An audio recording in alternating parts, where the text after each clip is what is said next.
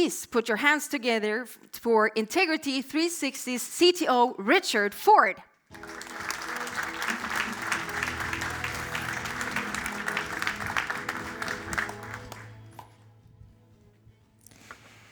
Thank you very much, and it's great to be in Stockholm.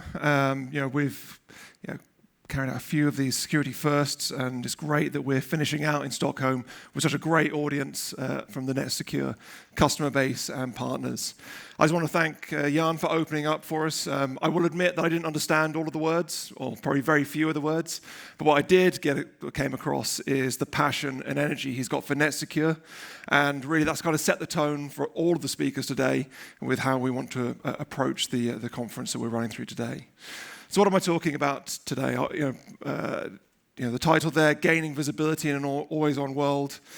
And really I want to see this as the primer for the day to cover off what visibility is, how we see it, what are the things that we need to start touching upon, and actually what are the things that we're going to dive into a bit more detail with all of our speakers, whether they're from Integrity 360 or from our partners throughout the day and also with our panel. So let's start with visibility and answering that question, why visibility? Visibility is the topic, is the focus that we've put on all of our activities this year as an organization. At the very start of the year, we sat down to look at what is that topic? What is that main vital thing that we think is important, that we need to talk to customers about? And actually, without doubt, we could see it as visibility. You might say, well, actually, do you know what? This isn't a new topic by any stretch of the imagination. We've been working on visibility for as long as security's been around, but it's definitely something that needs to be revisited. And we can see that from the engagements with customers, where they're struggling, where their challenges are. We can see it, and actually, when we come on to my colleague Patrick Ragg, when he brings some of the insights from our incident response engagements, we can see that there are some clear gaps in visibility that have arisen. And we're going to dive down into why have we got those gaps in visibility, and as part of that introduction, we talk about the cloud and other elements as well. And actually, just before I jump onto visibility, if we can get back there. Just I guess the starting point to picture visibility and how we're going to talk about it. I'm going to quote Donald Rumsfeld, or the late Donald Rumsfeld, with what he famously said about known knowns being the things that we know that we know. So we know that there are malware out there that we're able to identify and detect and block. There are also the known unknowns, so the things that we know that we don't know. So we know there's going to be new malware variants out there. So we need to make sure we have the platforms in place so that we can identify those, even though we know that they're going to be coming, be able to identify them, block them. But the last piece of his famous speech is around the unknown unknowns. So the things that we don't know, the unknown things that we don't know. And that, if we picture that in our minds as a pie chart and into of three different segments, that last piece of the unknown unknowns, so the things that we know that we don't know, which is very tricky to get your tongue around. So I'm glad I'm doing it in English. The wider that segment on that pie chart is, the more challenges we're going to face and the harder our efforts are going to be to secure ourselves. So everything we need to do is to be able to minimize those unknown unknowns. So what could they be? Well, let's think about it in those terms that we're sort of talking about. And we could focus on things like unknown asset. An asset, something we don't even know that's in our environment, being targeted with a zero-day vulnerability that we have no knowledge of whatsoever. In that situation, we're going to find it challenging to be able to identify it, understand it, detect it, and remediate from that. So that's hopefully that's what we're going to walk through for the entire day, so that we can make that clear of what are the approaches, what are the techniques, what do we need to have in place to be able to cover that. So how do I want to start? Well, Security First is the name of our conference, but actually it comes from our security model.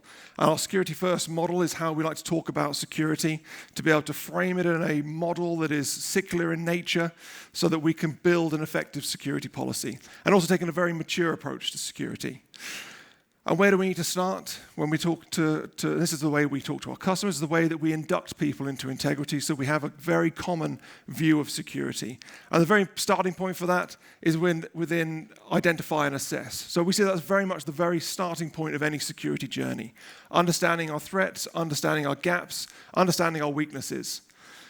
And only once we understand those can we make clear decisions on how we are going to secure ourselves. So how are we going to protect those threats from occurring, or those breaches from happening? How are we going to prevent those from happening? So how protecting ourselves, preventing. And that's really about how do we harden the systems we have in place, how do we remediate those gaps and those vulnerabilities, and how do we put the preventative controls in place to protect our data, our environment, our assets. Now, we can build a wall as high as we like, but eventually we will run out of bricks. And in this analogy, bricks is generally money. And there'll always be somebody with a ladder that's slightly higher, or they might find a spade and be able to dig under that wall. So we take a mature approach, say, well, you know what? We're going to invest and we're going to work to mitigate as many of the risks as we can, but we're not going to be able to cover absolutely everything. So we need to make sure that we have a capability to detect and analyze when those threats enter our environment so that we can understand their impact and be able to respond to them very quickly, which brings us around to the last element, which is around respond and recover. So if we've detected, we've understood it, we've analyzed it, we then need to make sure that we have the processes, the tools, and the capability to be able to respond and recover. So respond in terms of containment, recover, getting back on our feet. And it's cyclical in nature because that needs to feed straight back into our identify and assess efforts. So anything that we've learned through that process, we need to add in to work our way back around that wheel. And that's the way we see security, on a constant 360-degree cycle that we need to constantly be working through. So we started talking about some of the challenges. Challenging visibility and why we sort of focused on visibility. And really a lot of it comes down to the change in the IT landscape that we've seen. We've gone from this position where we're all very comfortable, probably some years ago now, but where everything was inside our perimeter, and we had visibility because actually we could physically see it and touch it in most cases.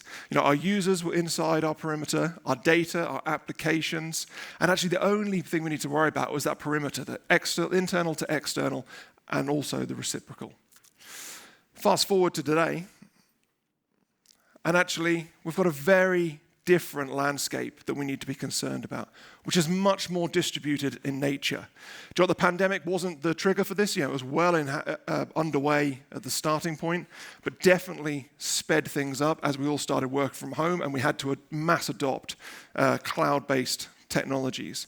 So now, at a couple of points, now all of our data generally is going to be either in the cloud, but also still on-prem. So we've now got at least double, if not 3 times, the amount of applications and infrastructure that we need to be concerned about.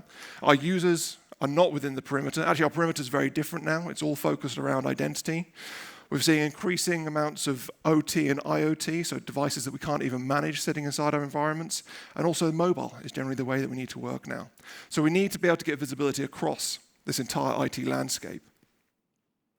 And how would I approach that? Well, I've sort of called this the pillars of visibility, but really where are the areas that we need to focus on? That's what I'm going to dive down in today. So the attack surface, the threat activity, and also the controls effectiveness.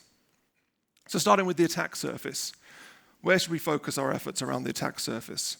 So if we take our IT landscape that we touched upon just a second ago, whether it's looking at our public cloud, our SaaS, our on-prem, our users spread everywhere, the first thing we need to understand, and it's really around the identify and assess, is around the threats.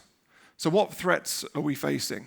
And actually, I don't mean that generally as an industry, but actually when you start thinking about that at the organizational level, what threats do we face as an industry, as an organization? What's particular and important to us?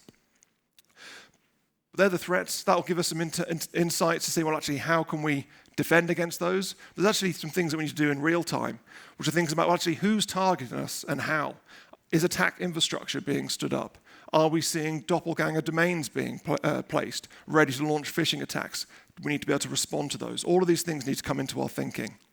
But also, have we already been breached? Which is actually a very important question, because it could be compromised credentials, again, that's going to be used as part of any kind of attack. We need to be able to respond to that. But also, is our data already out there? So are we busy looking internally to protect ourselves, but actually our data's out there and we need to take action straight away? So we can start with the threats. The next thing we need to think about is our assets. Actually, what are my assets? That's a great question, because that's changed a lot. We used to think about our assets being our laptops, physical devices. Then we started thinking about VMs, but actually now we need to start thinking about things like identities, machine identities, access tokens, All of these things need to come into our thinking in terms of our assets and also where they are, because as we sort of discussed, they are now spread across different cloud environments and also on-prem and also in our end-user devices, which could be anywhere and operating from anywhere. But another important question is, what assets do I need to protect? And the reason why that's important is because that's going to guide us on where we need to put our efforts. Not all assets are equal, and we need to make sure that we're putting our efforts into things that are most important, so prioritization. And then lastly, we need to start thinking about our exposure. So where are my vulnerabilities? Where am I vulnerable? What is my current security posture? And that's actually an important question because there is a difference between posture and vulnerabilities, particularly when we come onto the cloud, and my colleague Brian Martin will come up on the stage and walk us through some of the cloud challenges. That becomes increasingly important. And again, that priorities piece. What do I need to address first? Now, fortunately, Gartner have created the CTEM, or Continuous Threat Exposure Management framework. I could probably spend at least half an hour, if not longer, talking about it, so I won't try and talk about it too much, but just as an introduction, but as a process. And what we can see here is very similar to our security first model, is we need to make it a continuous process. And maybe we'll touch upon that in the panel a little bit later. So just lastly, just to round out sort of the attack surface and things we need to start thinking about, and it's one of our most valuable assets that is probably underserved in terms of security, and quite often an afterthought. We focus on our tools, technology, our access, our networks, but actually data. That is actually that is the most important. That's generally why we put the effort into security, to secure our data. But it's quite often, as I say, underserved. And a couple of key questions. One, where is my data? As we said, that's very much changed. Our data is now extremely distributed and collaborated on, so we need to make sure we understand exactly where our data is. And to be able to do that, and part of that is also understanding who has access to our data. And importantly, who has access to our sensitive data. So the question you could ask there is, actually, what is my sensitive data? Do we know what our sensitive data is? Have we labeled that? Have we classified it? Why is that important? Well, actually, something I just want to touch upon is the impact that we're about to have when it comes to generative AI, and particularly Microsoft's 365 Copilot. So this is Microsoft's diagram. I'm not going to, again, spend half an hour talking through Microsoft's Copilot platform, but effectively that is going to turbocharge organizations by harnessing the power of all the data that we have, but importantly, the data we have access to. What that's going to do is, yes, they've built a platform that is innately secure. We're not sharing data out to the large language models, to ChatGPT and others, but what we're actually doing is using that to get context from all the information that's in that Microsoft graph. So that's all the context, all the data, all of our Teams chats, all of our documents. And why is that important when it comes to data? Because what we're going to do is we're going to start saying, ask Copilot, can I have a proposal on this? And it will have access to all of our data. And if I have access to sensitive data, then that's going to get included in there as well. So we've got some challenges that are on the horizon when it comes to generative AI and Copilot, and that's about permissions. Do we understand where our data is? Have we classified it? Do we have the right permissions? New data that's created, is it going to have the correct labels? And also, are we going to be doing are we also going to need to go through that process of training our users, our humans, to review that data that's coming out and not just sending out the door. So some real challenges there that are on the horizon that we need to give some focus to. So we need to make sure we've got a data classification process in place so we can discover, classify, label, and enforce when it comes to data. So moving on to threat activity, which is the bulk of what I'm going to talk about. It's the thing that's probably closest to my heart, where I've spent most of my time. In my time integrity, I've spent sort of the best part of 10 and a half years with integrity, building our security operations center and our managed services around threat activity and threat detection. And so first I just want to touch upon, and this is a blatant brag, but there is a reason for talking about it. Integrity is last year was recognized by Gartner in their market guides for managed security services, but also their managed SIEM. And then this year, so I'm very proud as a CTO for the efforts that have gone in from across our organization, all our teams, recognized as a representative vendor in their market guide for managed detection and response.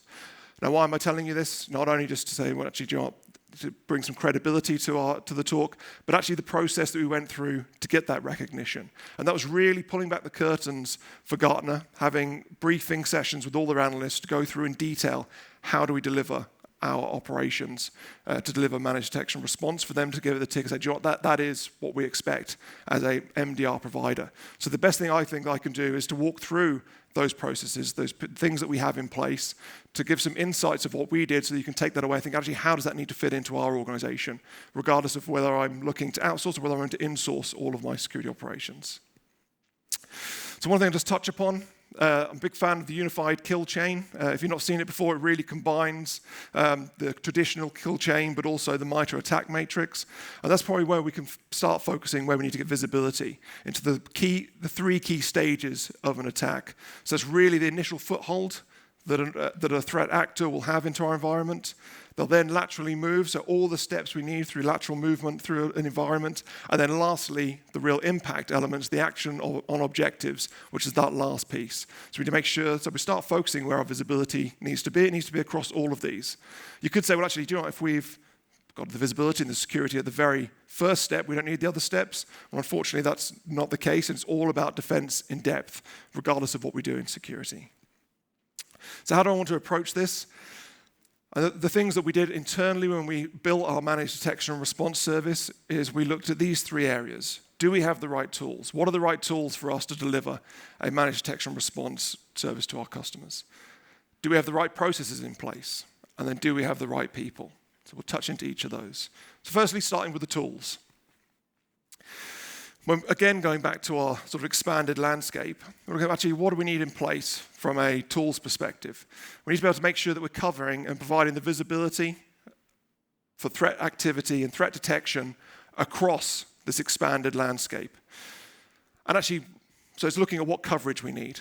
And one thing I'll add is it's, again, not just a cookie cutter, one size fits all. This is something that we work with our customers, saying, well, actually, what is the right things to have in place? So one of the things that we did was to make sure that we have a capability that isn't based around a single vendor technology, to be agnostic, to give choice, because that's extremely important as we build that defense in depth. So what is the coverage that we need to have? Well, firstly, we need to make sure that we're covering our endpoints, covering our logs. That's really extremely important data in there. And Emil, towards the end of the day, we'll sort of walk through that from NetSecure's SOC perspective. We need to make sure we're covering our networks and our network activity. You might say, well, actually, networks, we're now in the cloud. So is that still important? Well, actually, extremely important, because that is our transfer, that is our access in and out. We still have networks, even though they're not physical. As they are cloud environments, important that we're covering the cloud administration, so the control plane within cloud, and not letting that go untouched, quite often forgotten about as part of any approach.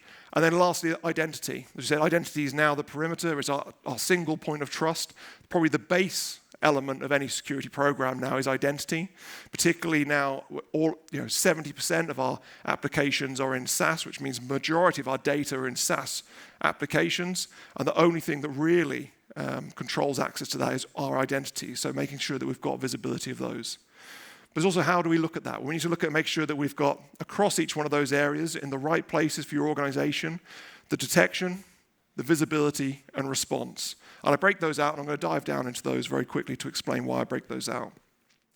So starting with detection versus visibility. You might say, well, actually, John, they are one and the same. But actually, as you can see from just the relational diagram that we've got there at the bottom there. I won't try and talk through it in the interest of time.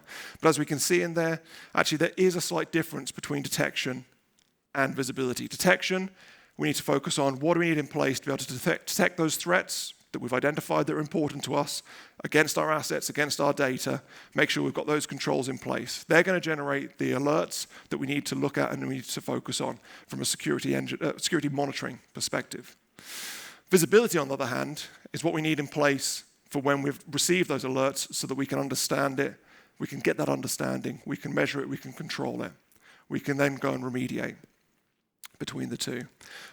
And actually we see that is that growing divide between detection and visibility, particularly as we move to multi-cloud, where there is attacks on moving data out of cloud environments. What we're actually going to see is that particularly data monitoring and log monitoring, log management is likely to become much more distributed. So we're going to have very different use cases for our visibility and detection. So something to think about as we're rolling out our detection and response capability. There's also another way to look at it, which is between tactical and strategic detection. Tactical being those things that are common to all organizations, that are named APT groups, known vulnerabilities, known exploits, things that are very easy to detect, things that come out of the box from vendors. And then we can also look at strategic. What are the things that are more important to us? We need to balance our detection between these two. But if we're on a very starting point of our journey, where should we start? With the tactical things, the things that are easy for us to deliver, easy for us to provide and respond to, and then we can move on to those more strategic items as we go. So bring it all together. So we've looked through, so actually, do you know what, we've got these areas of capability, these technologies that we can put in place, but we also need to be able to enable our SOC analysts to be able to work with these and not have multiple panes of glass. So bring it all together is building our security operations tool set, which is something we built in-house ourselves, or we've built in-house and pulled together from a number of different technologies. But the main points that we need to cover off are our security incident response platform. So making sure that we have a tool for all of our case management, for our incident response within one platform. And the reason why I call this out is because very different to an ITSM, the requirements for a security incident management platform are very different. Yes, we still have cases, but actually what we need to do is make sure that our analysts are furnished with the information, the security information that's extremely important to them. What are all the other events? What is the threat intelligence that's being enriched in here? What are the activity that we're seeing in the environment? So it's all at their fingertips as much as possible. We need to build their workflows in to make that very straightforward for them to follow. But we also need to automate this to be able to scale our operations. Scalability is huge now with the amount of data, the amount of alerts that are being received. We need to be able to automate as much as possible and orchestrate as much as possible so that we can move quickly and at that scale. So making sure that we have the integrations in place with all of those tools, that we have that process automation in place, and that we're actively building and managing our playbooks to deliver upon that. And then lastly, we see as the last piece of the puzzle in terms of the SOC automation, SOC operations tooling is a threat intelligence platform. As we touched upon at the very start, threat intelligence is it's hugely important. Everything we do should be threat intelligence led, and we'll touch upon that a little bit in a second. And then lastly, response. Responding to incidents is obviously hugely important. And we see that these being three key areas that we need to respond to. One being the endpoint. Being able to, our endpoints are everywhere, but we need to be able to respond to those, to be able to isolate those hosts, kill processes, and execute additional commands. We need to make sure that we have a response capability around the network. You might say, why the network if we are covering the endpoints? Well, actually, as we see these expanding IoT, OT environments that we are inheriting as part of our organization, where we don't have management capability of those, we need to be able to protect those and isolate and block activity that we can see occurring to those.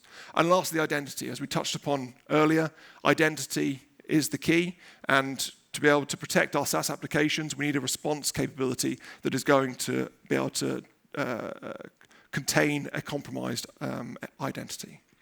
So that's the technology piece. We can move on to what are the right processes to have in place. As we talked about as part of the introduction, the way to look at these, I map them to the security first model because that's the way that we like to talk about security. We can look at it being, what do we need to be doing pre-incident? So what is the continuous stuff that we need to do to make sure we're in a position to be best protected? What processes do we need to have in place to make sure that we're able to respond to an incident? So during an incident, so peri incident, what are the processes we need to have in place? And then lastly, what do we need to do after the incident or once we've gone through that initial disruption and containment? It's those post-incident processes. So pre-incident, we talked about threat intelligence, extremely important. I'm going to dive down to that in a second, so I won't spend too much time on that. We need to make sure that we have a security engineering capability If we're putting tools in place like a scene where we want to have that strategic detection that is unique to us, that we're integrating into lots of platforms, we need to make sure that we have a security engineering capability that can carry on feeding and watering that. What we don't want to do, and tied very closely to detection engineering, what we don't want to do is make an investment and implementation of security tooling and it only be as good as that data is installed, and its effectiveness will very quickly wane, particularly as we bring on new endpoints, new devices, new applications. We need to be making sure we're moving those in. When it comes to detections, we need to make sure that our detection portfolio is moving with or the threat landscape, that we're getting the input from our threat intelligence. And then lastly, we need to make sure that we're continuously testing our SOC operations. Are they fit for purpose? I'm going to come on to that at the very end. During an incident, we need to make sure we have a very clear alert management structure and process in place. Can we triage an alert? How quickly, with the huge amount of volume of alerts that we're receiving, do we have the workflows in place and the information in place to be able to prioritize, identify what is important to us, what really matters, so that we can then focus on actually those items and not get distracted by the noise? How are we enriching all of our alerts? So particularly in our security incident management platform, do we have all that information at our fingertips at the very start? We need to think about our incident handling. So once we've gone through and identified threats and activity that we are concerned about, then we need to make sure that we have the incident handling process in place so we can analyze that incident, that we've got the communication channels into the business, and importantly, we have those orchestrated processes to carry out the response, and that we're comfortable with that response process, because we want to disrupt and contain. Patrick will come on to later on today when we look at incident response. The need for how quickly we need to respond to incidents is growing in importance. And then lastly, we need to make sure that we're being proactive in how we look for threats. So not just waiting for our detection tooling to be able to identify them, but make sure that we have threat hunting capabilities in place so we can actively and proactively go and look for those threats in the environment. And then post-incident, we need to make sure that we have that incident response capability built and in place, that we are prepared to execute it when the time comes. Make sure that forensics analysis, the eradication, and root cause analysis. And actually, a lot of that feeds back into our need for visibility. One of the things that we've seen over and over again with our IR engagements, where organizations don't have the visibility to be able to look back in time and say, do you know what, this is when the threat entered. This is the systems they've accessed. It's extremely difficult if you don't have that information to be confident in your eradication and to get back to business as usual. So that's all about shortening that time to recovery. So I did talk about threat intelligence very briefly, because I'm going to run out of time. Threat intelligence, we look at it in two different camps. There's the IOCs, so indicators of compromise, which I'd say is the less important side of threat intelligence, because they're indicators of somebody else's compromise.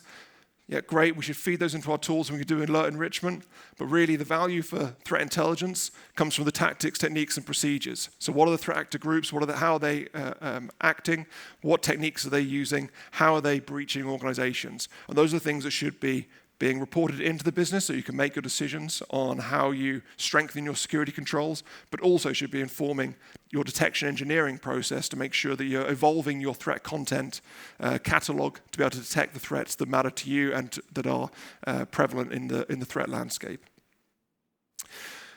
We have a detection engineering process. I'm not going to talk through this just in the interest of time, but if you want to have a detailed talk on actually how do we approach detection engineering and do detection as code, please grab me afterwards and I can walk through this in a little bit more detail.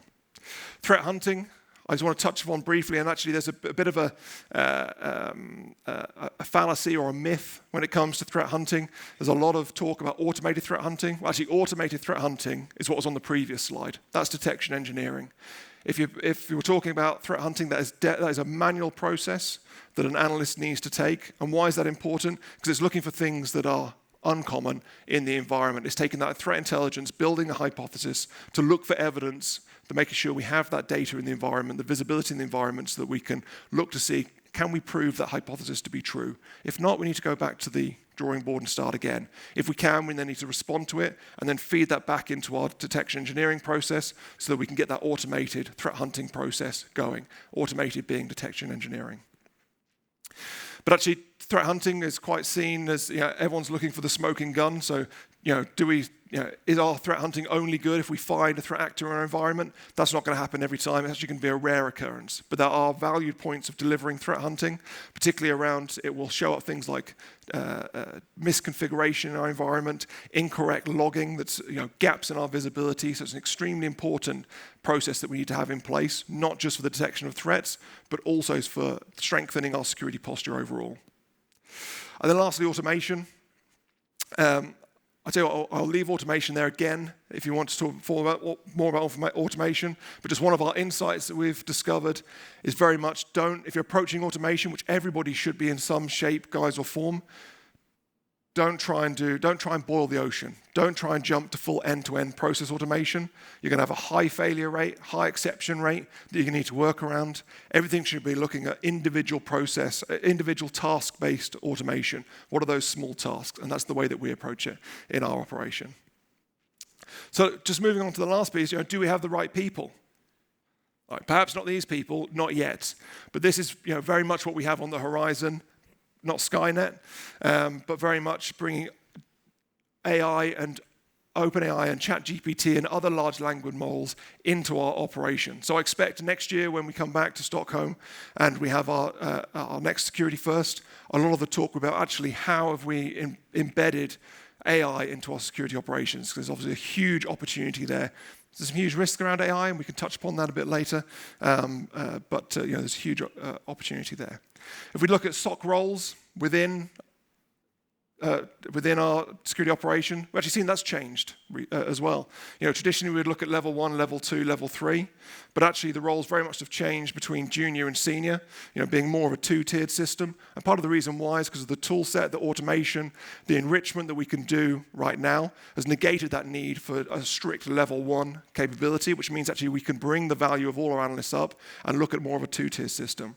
But also, as I say, that the roles have very much changed. We need to focus on some of those SMEs around detection, around engineering, and also around threats. And also we've seen a big change in the security analysts that we recruit and bring into our organization. When we first set up our SOC, we looked at analysts from a network security background, because that's what our SOCs were built from network firewalls and from IPS devices. And then when we brought SIEM into place as part of our SOC, we saw actually, what we really need is people that understand the applications and platforms. So our recruitment changed. Actually, what we need is people with sysadmin backgrounds to deliver our security operations. Actually, now we're in a cloud world. We see that moving again. And actually, what's the background we need from a security analyst perspective? It's actually around software engineering and cloud knowledge to understand those DevOps pipelines, as those are the things that we will be securing in the future. And then lastly, just to think about hybrid SOC. Now, just a reality is that actually all SOCs now are generally hybrid, and it's looking at what is making that decision, which is entirely dependent on your maturity of where you look to enforce that hybrid or implement that hybrid SOC, and whether that's to cover that tactical and easily repeatable detection items, or whether it's to implement just a 24/7 capability. But everyone will be along that line somewhere, and something to consider with our operations. So the last piece I was just going to cover on around visibility was around control effectiveness. And really what we're talking about in terms of control effectiveness, making sure that the investment we've made in our technology was worth it, and it's going to deliver when we need it to. Again, as I talked about in terms of our IR engagements, time and time again, we've seen customers that at the point of where they've had a breach and they have an expectation that their technology is there to protect them, it's either not been fit for purpose and has not been deployed. We've got one great example of where a customer wanted to look back in their SIEM, but actually their SIEM covered only 1% of the assets in their environment, but they were blissfully unaware at that point. So making sure that we need to put some focus into making sure that our investments are worth the money we've spent on them.